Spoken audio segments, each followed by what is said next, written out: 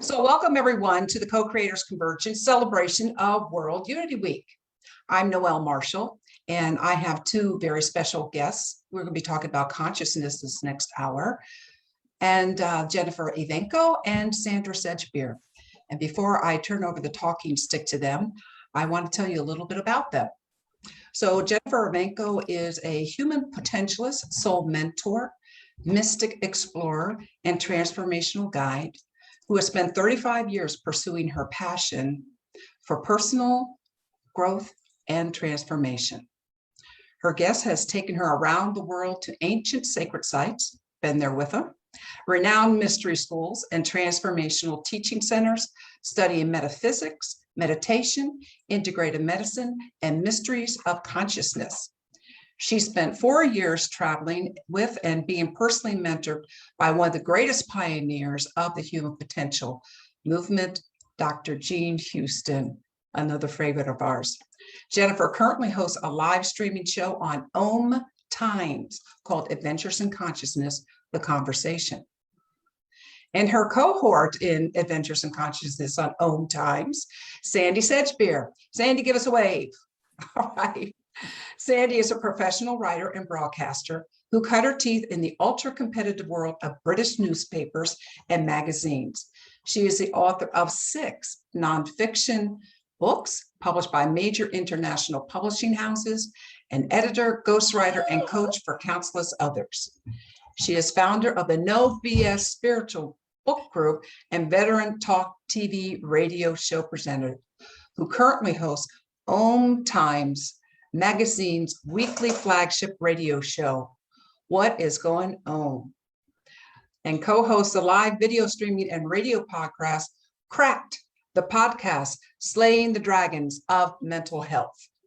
Sandie combines her love of conversing and leading thinkers, spiritual teachers, educators, authors with her work as a resident marketing, media, and book magazine publishing consultant. So welcome to you both, Jennifer and Sandie. But that's okay. So hello and welcome, everyone. I'm excited to spend this next hour with you and with Sandie. We're going to have a conversation, and then I'd like to share with you a short experiential meditation journey. The topic for today that we've chosen is, how do you know what you know? Think about that. How do you really know what you know? And we're going to be exploring the edges of conscious awareness and the mind. For me, I've considered myself a clairvoyant empath.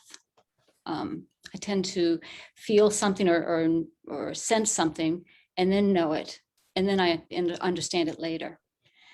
Sometimes this takes me a long time between knowing something and actually understanding it. And sometimes I can get you into trouble because I can't always put it into words.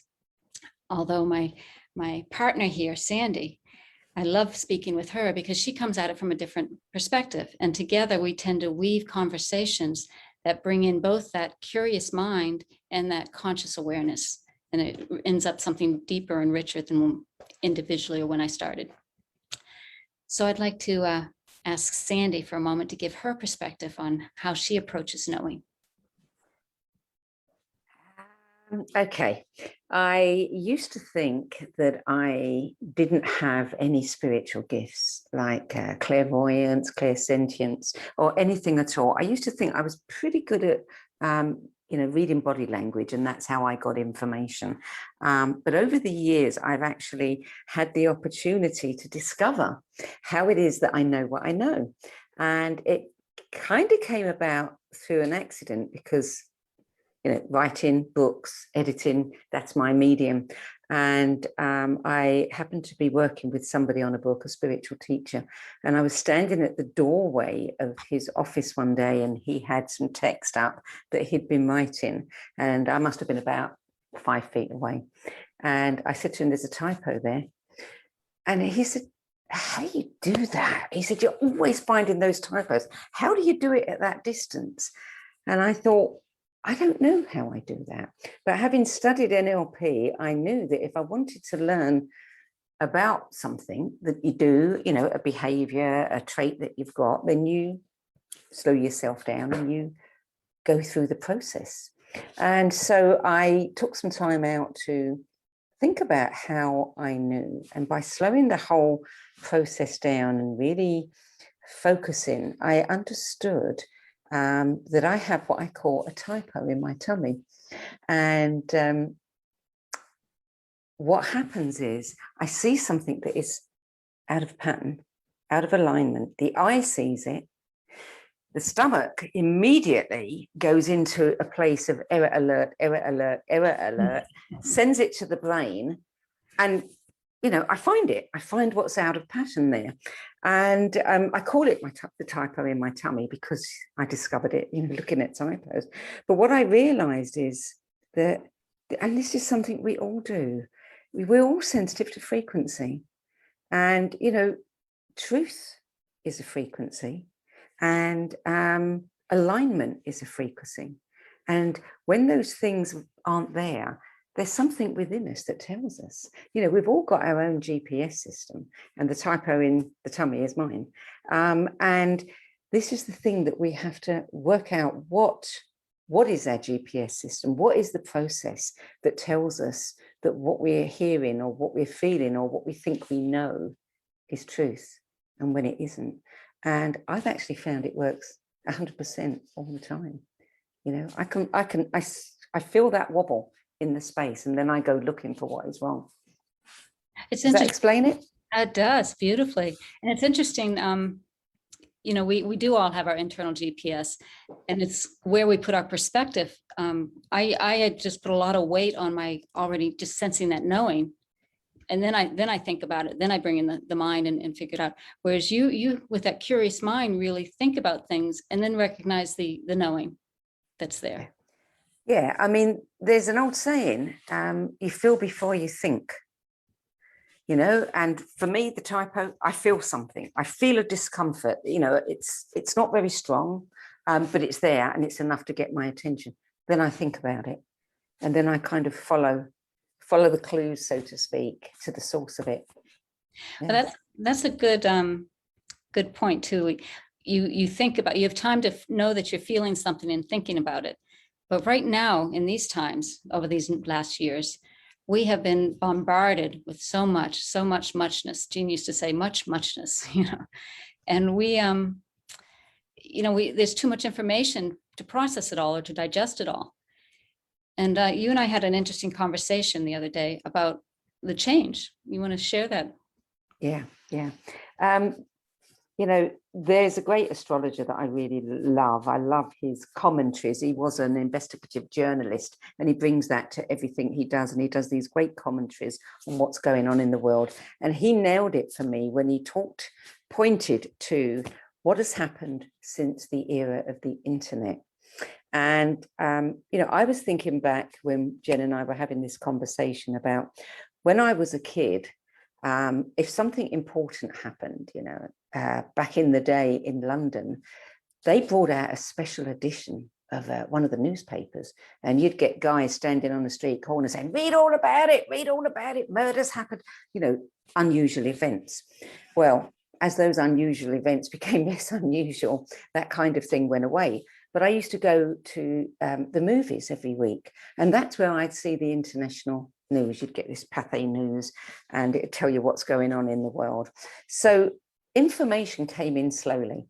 You know, you had to read it, or you had to go and watch it at the cinema, or if you were lucky enough to have a television, you would see. But even there, you think about how information was presented to us. It had its place, you know, it was in its little box, literally on the television. The news, you know, you'd wait to hear the news because that was the only way you knew what was going on in the world. And there was this really, you know, important music that told you something big was coming along. And you'd always find that the newsreader was very solemn and serious, and they, you know, great gravitas, and they would deliver the news, and you'd have time to think about that. You'd have time to discuss it with your partner or your friends or whoever. And now you look, since the advent of the internet and iPhones, the news is there in this tiny little box in our hand, and it is relentless and it's constant. and the headlines are going across so quickly, we don't have time to digest one before the other one comes. And frequently the other one is something completely contradictory. You know, I was looking at my phone the other day and there were 4 stories showing in that space, and they were all on what was happening in England with COVID, what was going to happen in England, and every single one of them told a completely contradictory story. And I thought, you know, this is bombarding people's brains. It's going in these tiny little sound bites, and they haven't got time to think about it and process it before the next one. And this creates a cognitive dissonance. You know, the brain can't handle it. And in hypnotherapy, you know, if you want someone to go into trance, well, you overload the brain with information that they can't process, and the brain gives up. And that's how we are all being trained to go into trances. And we lose connection with that part of us that actually knows. You think about how often do you really think about a topic, like you said. I mean, that digestion time is so important for us to check in with ourselves and form our own truth. So it's much easier to sway us, as you said, with that trance state, but also with our habits and our patterns. We just step right into those. What are we used to jumping towards? You know, we learn something and then we hold that truth and follow it through all the other conversations. Yeah. This thing about, you know, what is getting our attention. I mean, we're all ADHD, all of us, because it's over there. No, it's over there. No, there's something there. Oh, there's another thing going by. And we are constantly doing this. And, you know, nothing is actually getting processed. Right. Yeah. And then we talk about the emotions, you know, how it's not just information, but we're being moved by these others' emotions. Yes. Those headlines. Yeah. Well, they're in our field now. They're not over there on the television or on the cinema screen. They're in my pocket all the time. You know, they're in my field, literally. And we're all being affected by this as well. I mean, the whole electromagnetic, we're becoming our iPhones, you know.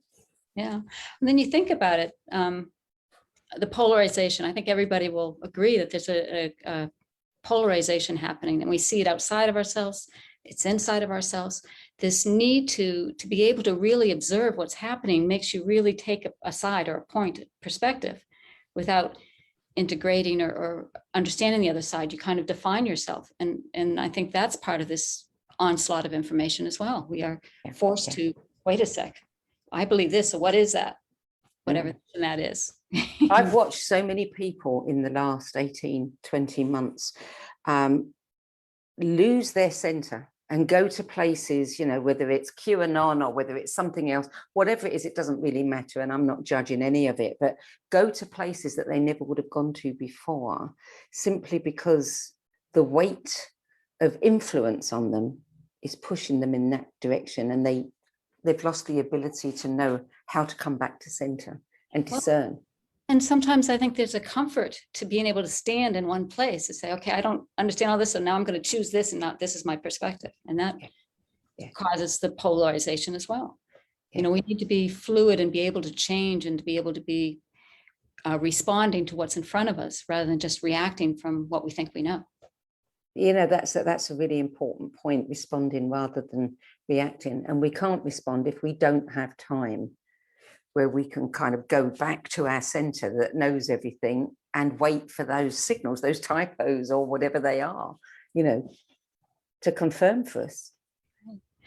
So let's bring in the pandemic. Think about the pandemic for a moment and what it has given us. It's a perceived time of time. I mean, a time that we've had time, right? We've been able to stop and reflect, and yet in some ways we're almost even more bombarded because we are reaching out to the news or to media or other places for information to get it, and it's there all the time, right? And so I think it's been a choice point. Do we take time to reflect and see who we really are, or do we go more out and get caught up in the whirlwind that's out there? It's interesting how many people are. I mean, I'm seeing certainly in England, a lot of people are saying, I don't want to go back to work. I like having more time, you know, without the commute. or I like being able to, do whatever, or I like, what I've learned to do to kind of increase my income in the meantime. And I want more of that because that's more fulfilling. And I think that people are recognizing the benefits of the situation that the pandemic has caused for everybody, but at the same time, I think there's also the severity of the pandemic, the amount of news, space that it's taking up. It's in our consciousness all the time, and if we're not careful, that in itself can take us away from our centers again. Right. So I think it's important to recognize how we make choices and how we understand all this information coming. How do you divine your path through this onslaught? And I think we've said a couple of times in different ways, it's the consciousness. We bring in conscious awareness into what we're looking at, what we're choosing, and we have different tools to share. I'd like to have you, Sandie, share your beautiful tool for coming back to center and making a choice. Yeah, I worked with a teacher called Jim Self, Mastering Alchemy, for some years, and I worked with him, and I also did all of his work at the same time, and so I got to know him and the work very well. And I don't follow many teachers, but he had some tools that I just thought were so practical and so simple that you can just incorporate them quietly into your everyday life. And one of them that I love, he used to talk a lot about the rose, and the rose is, he said, is the highest frequency of all frequencies. And he taught us a trick where, you have a rose, you can create as many roses as you want, because they're there, they exist, and you can just pull them up in your hand and, mentally imagine that you've got a rose in front of you. And if your mind is swirling, if it's on that, because you're being bombarded with information, or you're feeling a little bit foggy or cloudy, he said you can actually put that consciousness, that thought, that energy into the rose and blow it up, and it just disappears into the universe. And then you just create another one, and you do that as many times as you want. I found that really, really good. The other thing you can do with the rose, he says, if you stand with your arm stretched out and a rose in it, and then you turn full circle 360 degrees, everything on the other side of that rose is what he calls the theatre. That's there for your entertainment. And everything within that circle is you. And so all you need to think about is staying in that circle. And that way you can observe what's going on. You can listen to the conversations, the news, whatever it may be, but you've got that little barrier there of protection that allows you to stay centered within yourself, so that you can observe and evaluate that information from a different place, a place of much more calm and peace. I mean, they're two things that I use all the time. They've been invaluable. And I think just giving yourself that time, just, what do I really think? What does me, what does my soul think about this? What does it feel about this? That's one way to give yourself the time to do that. Beautiful. I think remembering to take that time is also a challenge.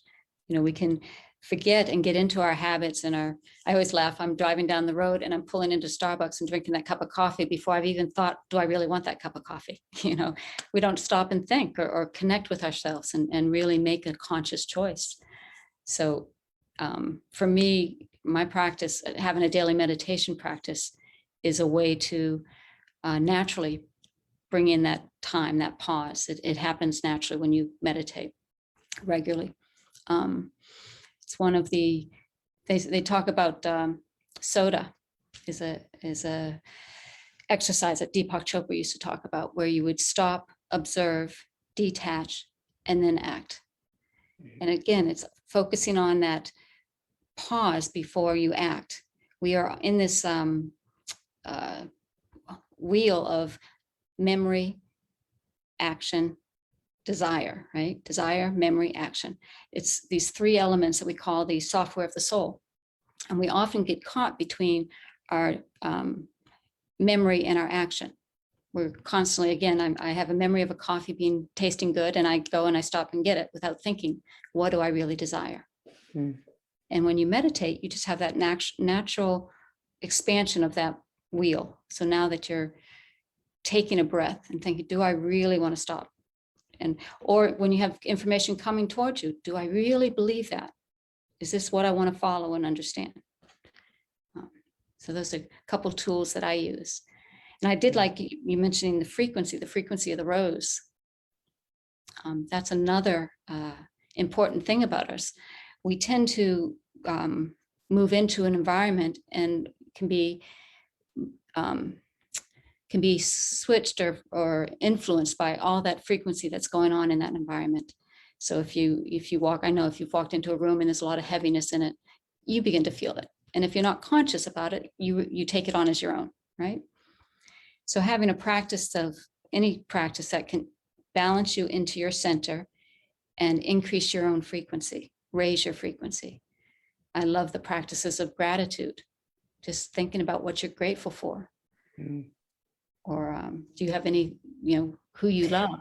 Yeah.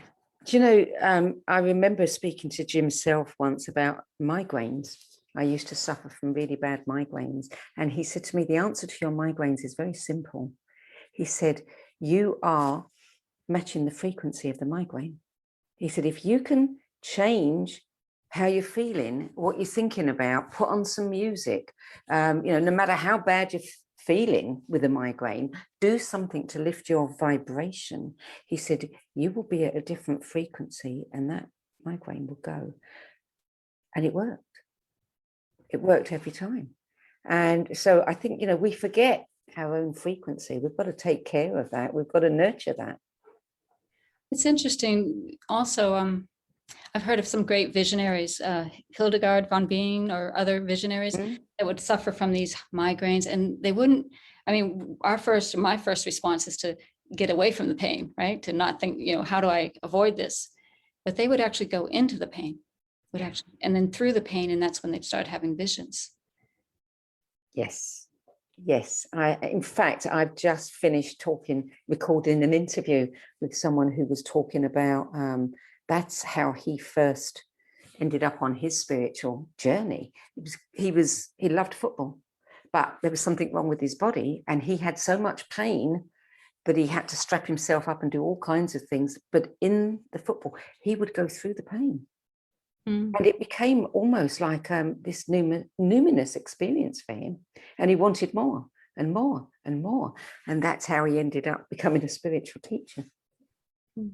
I wonder, it's a whole nother conversation we can have sometime, but I wonder, going into the pain is also listening to the body deeper. And I think that's all we all want, is to be listened to. And even our body wants to be listened to.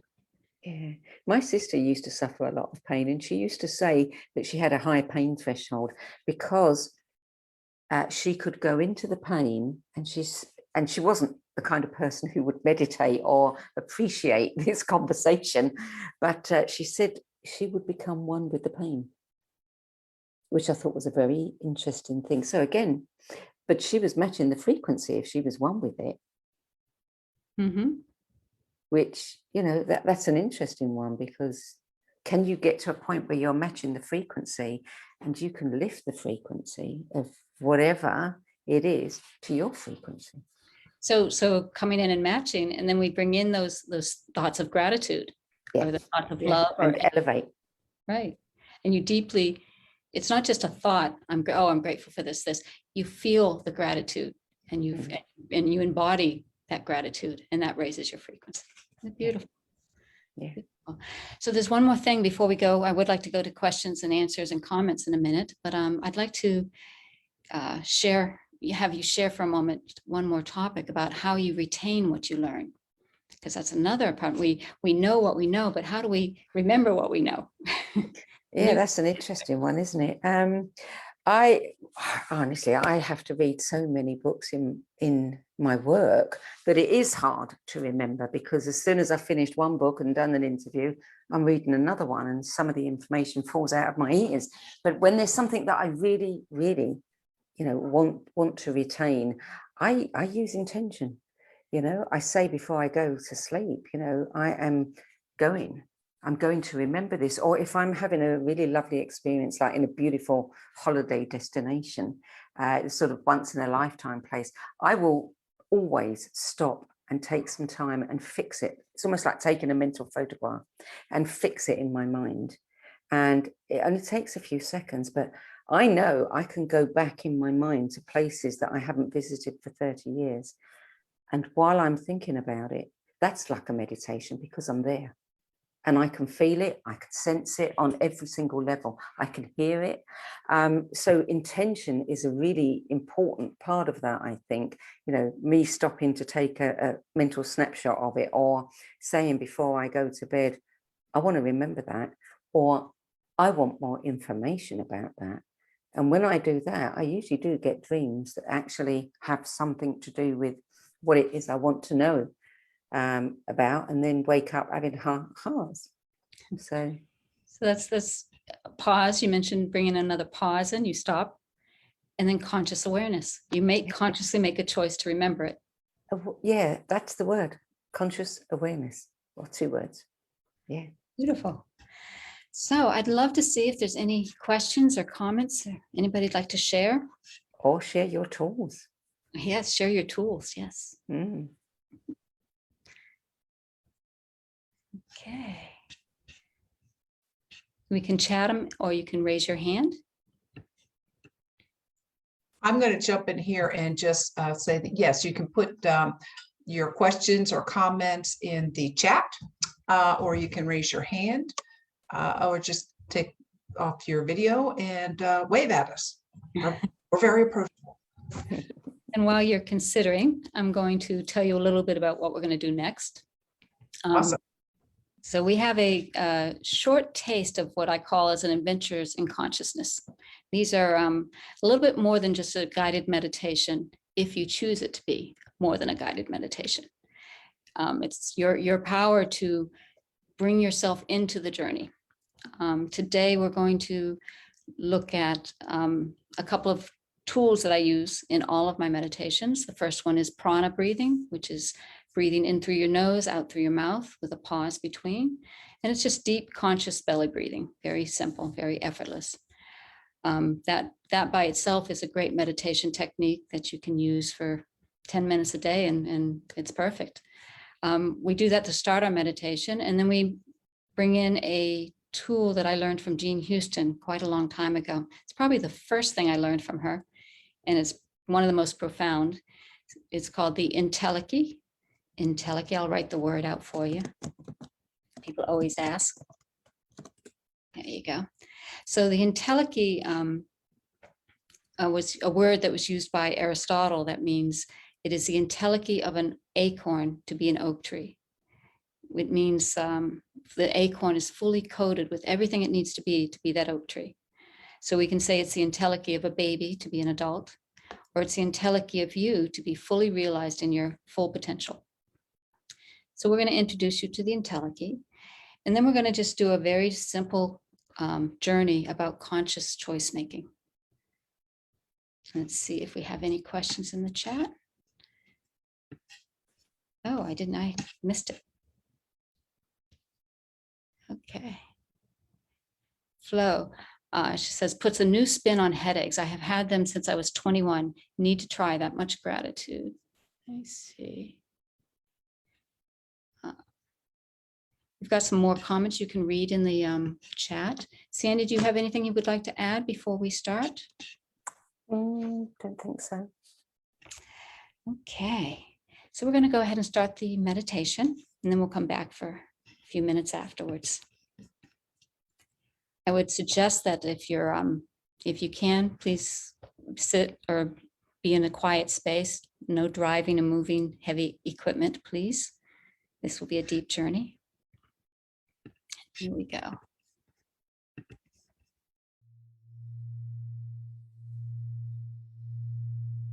So let's begin.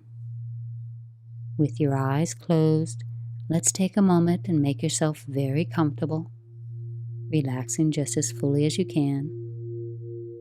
And you can either be sitting with your feet on the ground or laying down.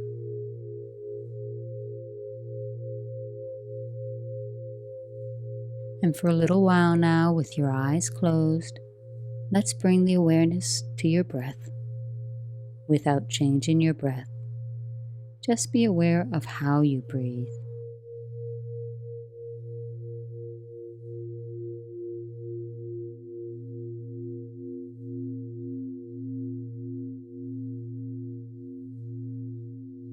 And now let's deepen the breath just a little and notice your chest rise and fall with each breath.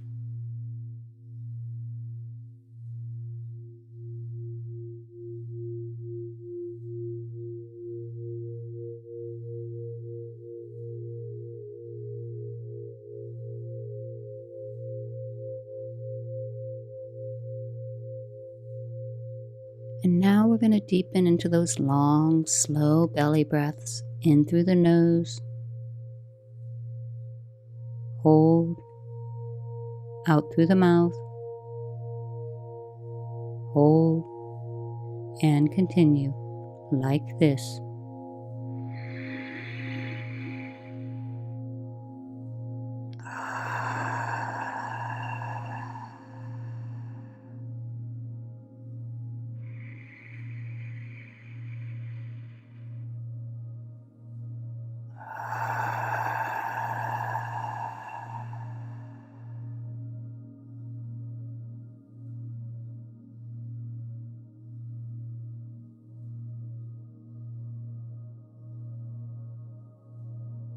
As you breathe in, imagine breathing in a light blue color, a sky blue energy.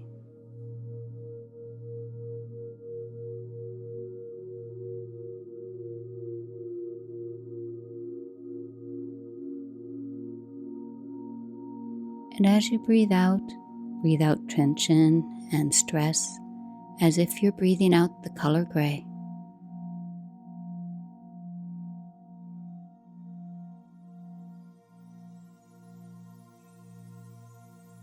Each breath in, a gentle wave of that energy, breathing it into every cell of your body.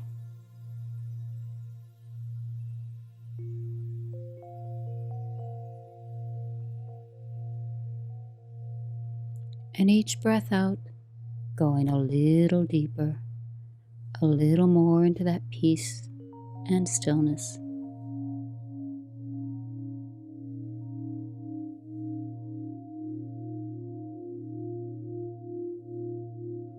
Continuing that deep breathing just a little longer.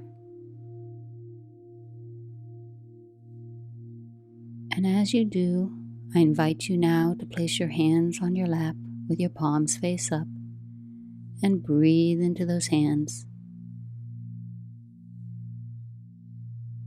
And imagine now, and for the next few minutes, accept that it is true, that standing opposite you is your own high self, your entelechy. That part of you that gives you your deepest purpose and reason for being, your higher guidance.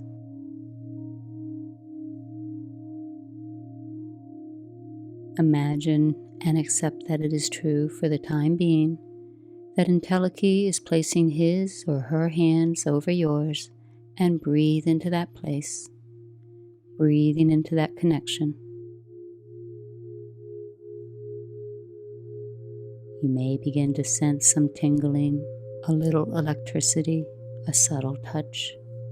Whatever it is, begin to deepen that sense of the presence of this entelechy who is looking upon you now with so much love.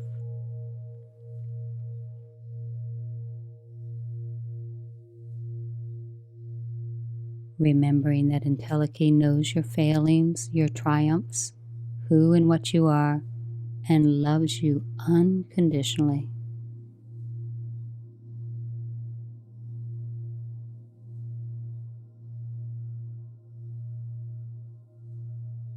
And once again, imagining that you can look up into the eyes of your entelechy and see there the mirror of your own soul. Entelechy holds all the dimensions of who you are, and is holding you in this moment with such awe and wonder.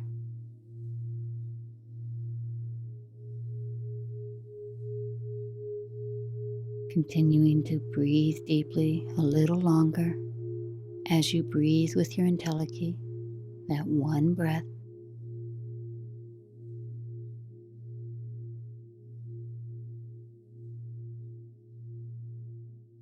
And I invite you now to ask those beautiful soul questions, sharing the questions with your entelechy as if a conversation. The first soul question: who am I?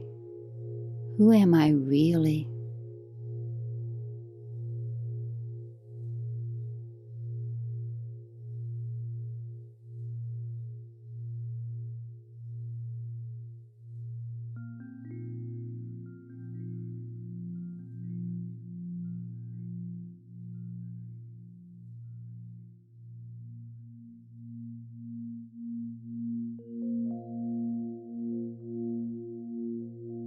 What do I really, really want? The answer may be material, physical, emotional, ethereal, whatever I'd like to see fulfilled in my life.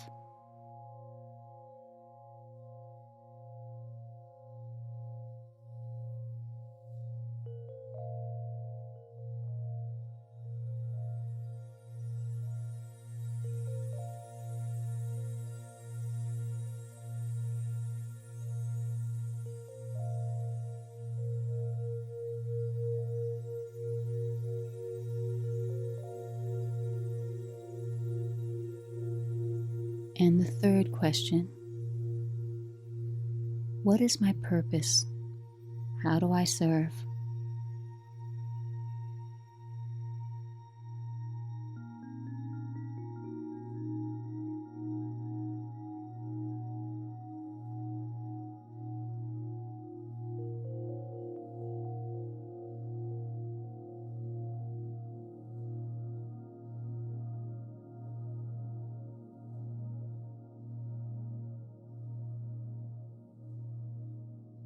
Now take a deep breath in and release, releasing all of the questions and any answers that may have come, allowing yourself to slip into that gentle, resting rhythm. And once again, bringing your awareness to your breath.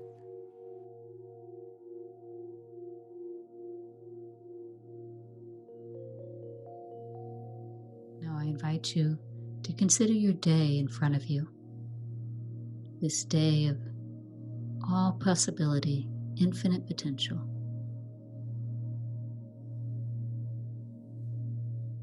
Each moment you have choices.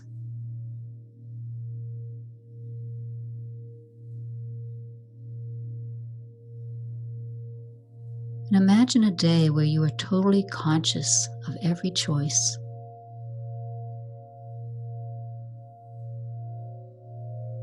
Aware of what will bring you such joy in each moment.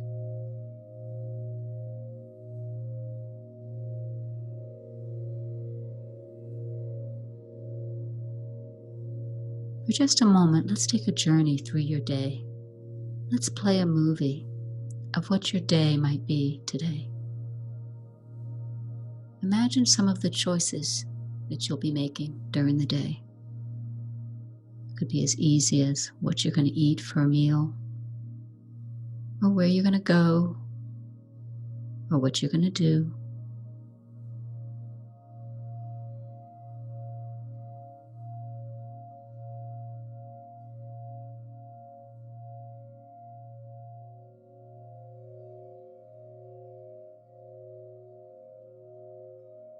Any of the choices that you have during the day.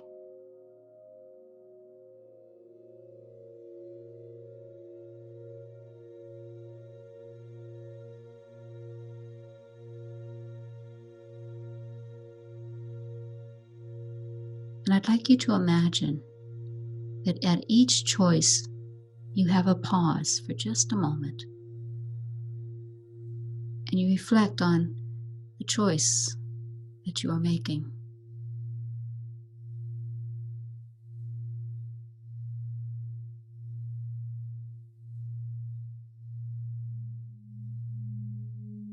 Bringing some awareness, some consciousness into that moment of choice. And noticing each choice you make lifts your heart and feels right.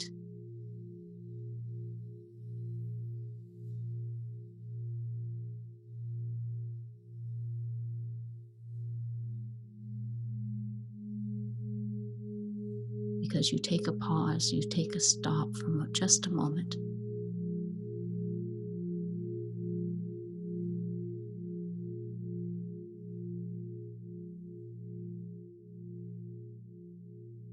Om Kriyam Namah.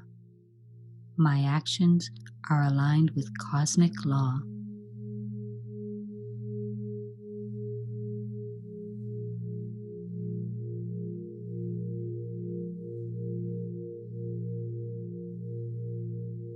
Om Kriyam Namah.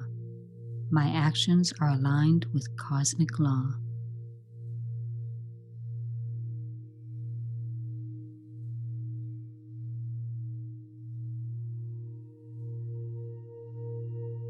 Om Kriyam Namah. My actions are aligned with cosmic law.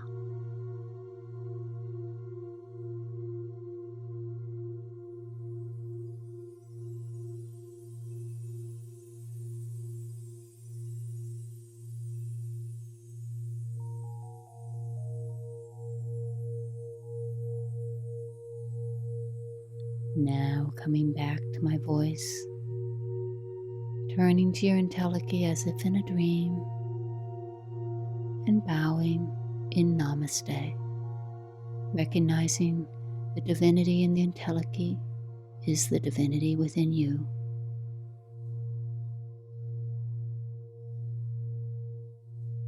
And then beginning to be aware again of your breath in your body, breathing deeply. And imagine a red energy, a warm red energy over your head, flowing down over your body, like you're being wrapped in a warm blanket. And as you breathe, becoming aware of your fingers and your toes, and stretching just a little. And when you're ready, at your own time, slowly opening your eyes and coming back.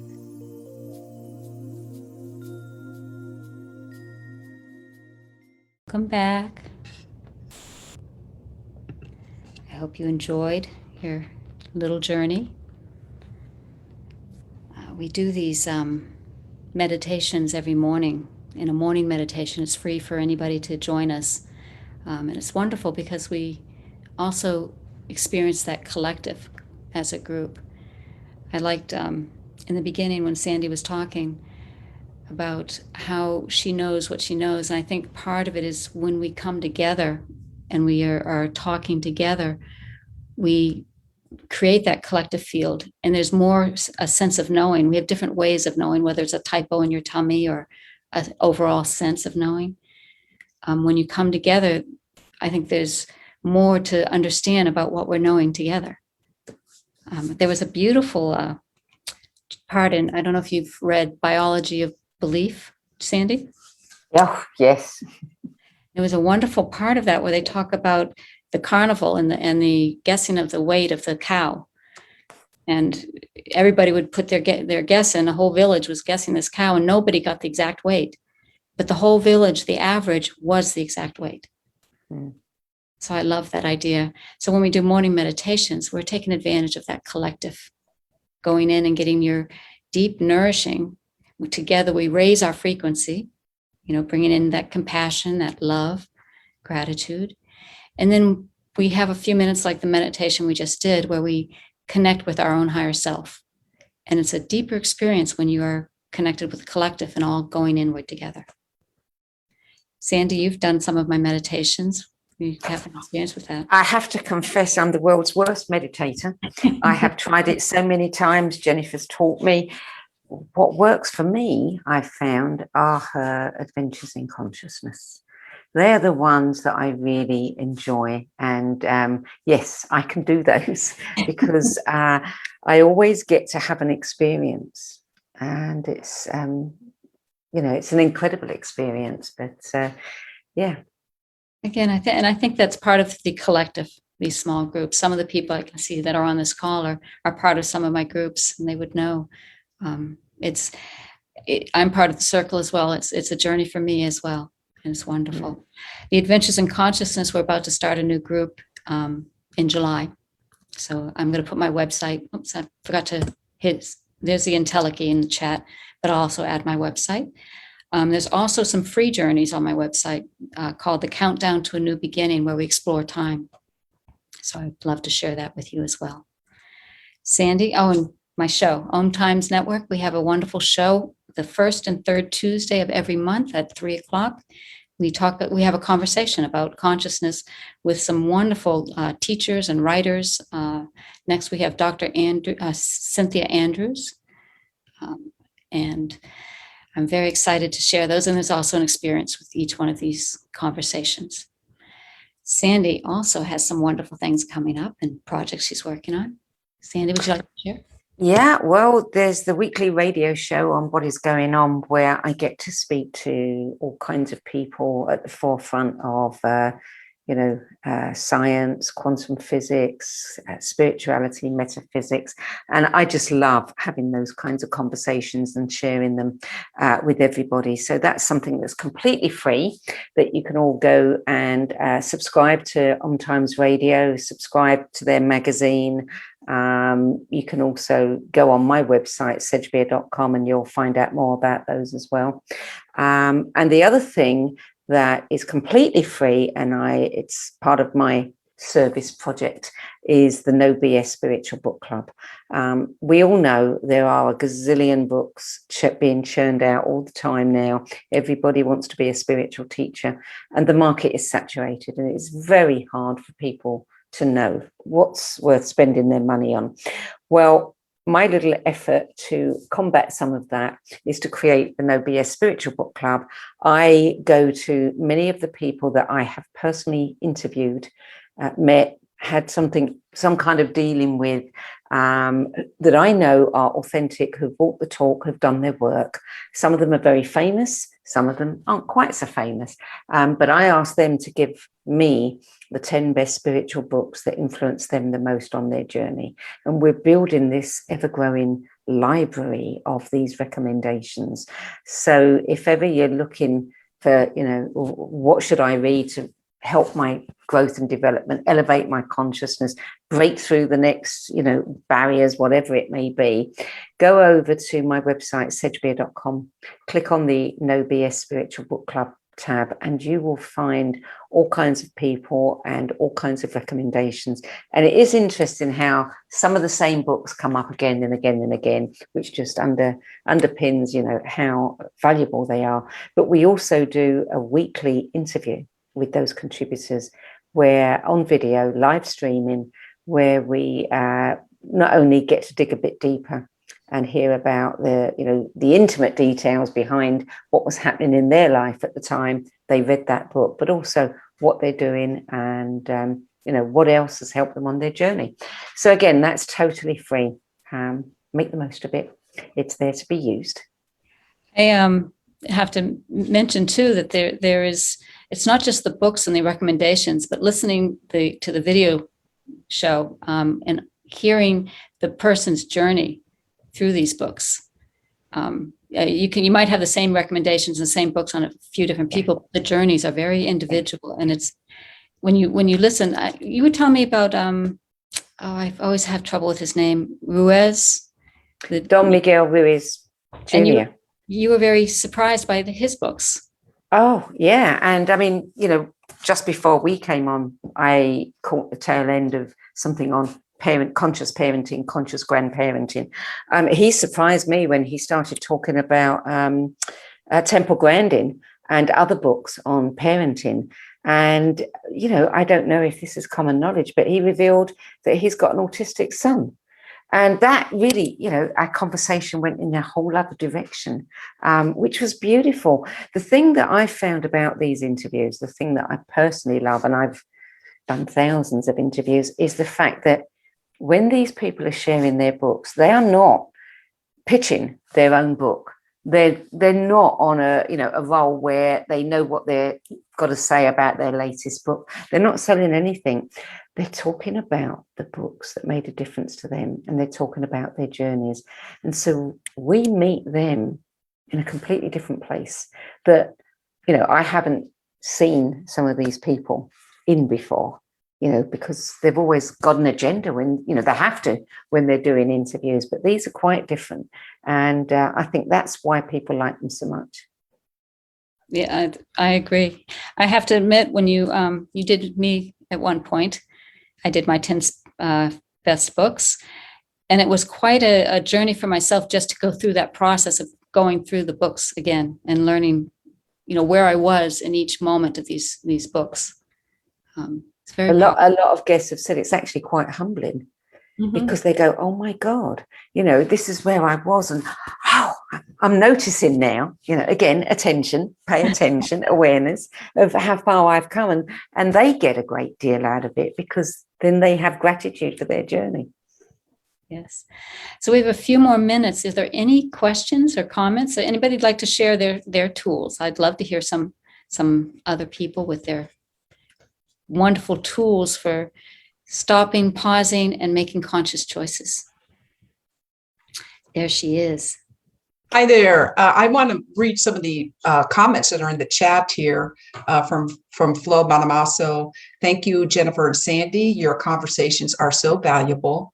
I'm ever grateful for morning meditations and adventures in consciousness, and just beginning to appreciate Sandie's 10 favorite books. Yeah, the no BS book club is really fun. It's Can I interrupt there and say that I asked you and Bob to come on it. So get your lists. We need them. You take comic books? No, I just If it inspired you, yes. Okay. All right, Sandie, we'll make it a date. April would also like to say, thank you, Jennifer. Truly felt the community. My experiences is back to the meditation. And yes, there was no sound on that meditation. That was for you to go inside. And my experience was visceral, my body feeling very hot, going out of my head, and felt my soul embodied. So I have roses up. I first learned that at the Fourth Center in Lake Tahoe, 1977, part of the Berkeley Psychic Center back then. Thank you, Sandra. So if those of you who weren't on earlier, that was one of the techniques that Sandie did share to have a shift in perspective in your consciousness. So this has been a delightful, and I'd like to have Kathy Mason come on. She's going to be hosting our next hour. And Kathy, go ahead. And you can unmute yourself. Hi, Jen. Hi, Kathy. How are Wonderful to you? see you. Beautiful. Yes, I'm so glad to reconnect. And Yeah. Sandra, I want to come on. You do? Go to the website, have a look, send me a note, and I'll tell you what the small requirements are. It's not anything onerous. Okay, I'm always challenged when someone says, if I want to start my process, what do I do? What do I read? And there's just hundreds of books. Yeah. Hundreds. Yeah. And it's always nice to get good recommendations from people that you know have walked the walk. Yeah, I've been doing this for 21 years, so I get it. Oh, thank you so much. I'm going to say that I listened to your interview of Jennifer, and I learned so much more about Jennifer. And I really thought I knew her. Yeah. That's the fun of it. Yeah. It's We really get to know does, the like you person, said. don't we? We get to know the person. Yeah. Really do. Well, thank you both so much. This has been Thank you. very Thank helpful. you, Noel. We and really Bob. appreciate having you here. And we're quite grateful that you took some time with us to help the co-creators converge and celebrate World Unity Week.